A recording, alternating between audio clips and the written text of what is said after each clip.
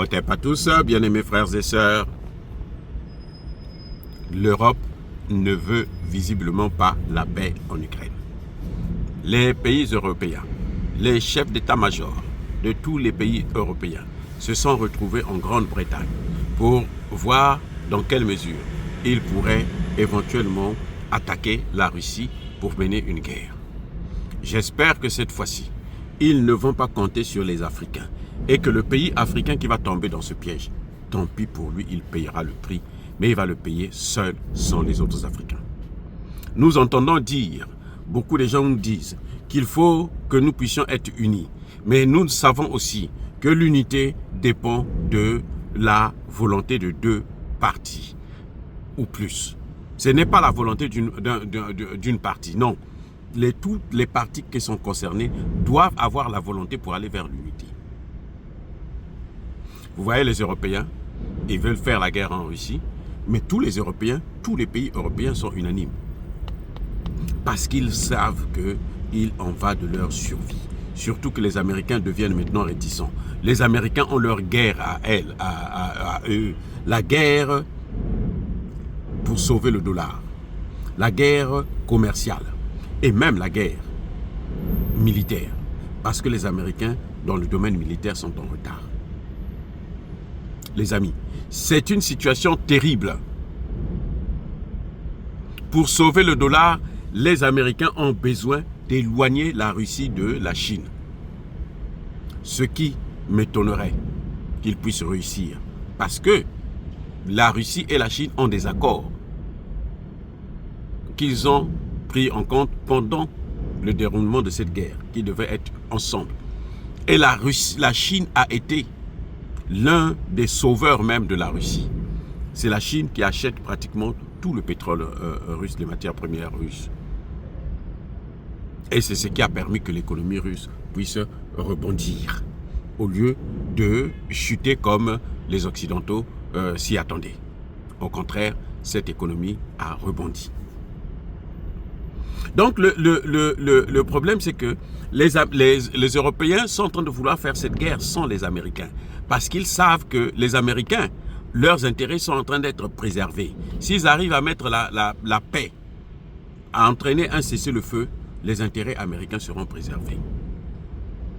Et même les Américains ne voudront pas qu'on puisse déstabiliser encore l'Ukraine ou la Russie, parce que, mais attendez, je vais vous dire, Trump a bien dit que lui, il est intéressé aussi par les matières premières qu'il y a en Russie. Ils sont en train de, quand vous voyez 2 heures de discussion là, c'est pas sur l'Ukraine, non? L'Ukraine, ça, on effleure ça. Les 2 heures de discussion là, c'est les États-Unis qui veulent acheter les terres rares en Russie aussi. Et oui, ils veulent investir en Russie pour relancer leur économie, pour rivaliser avec les Chinois. Parce que les Chinois sont en train de tout prendre. En Afrique, en Russie, et un peu partout. Donc les Américains sont obligés. Et ils ne vont pas s'encombrer avec les Européens qui veulent la guerre parce qu'ils pensent qu'une guerre va se gagner seulement par les armes. Une guerre ne se gagne pas seulement par les armes.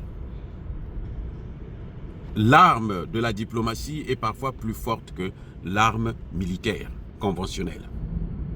Donc, pour les Africains, et plutôt pour les Européens, ils sont en train de se tromper, mais alors très largement.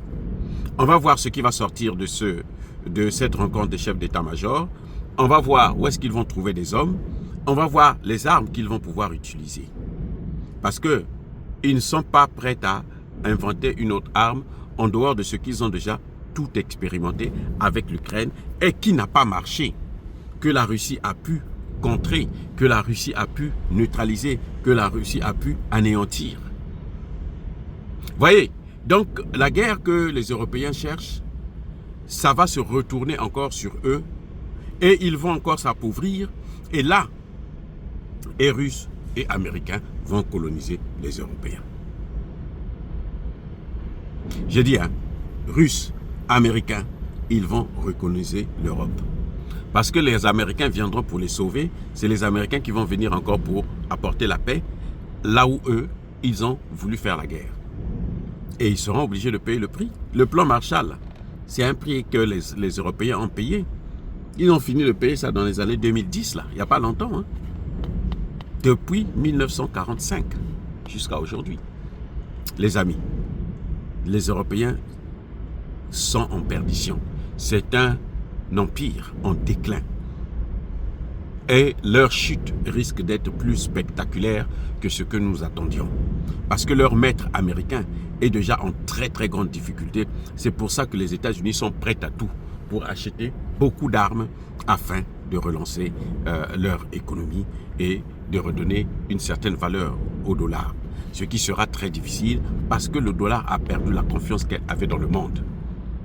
Parce qu'à force d'intervenir dans le monde n'a plus confiance au dollar américain. Le monde préfère se passer du dollar américain. Soyez bénis, abondamment bénis par le Dieu des Kémités, par nos ancêtres angélisés. Vive l'Afrique éternelle, j'ai dit et j'assume.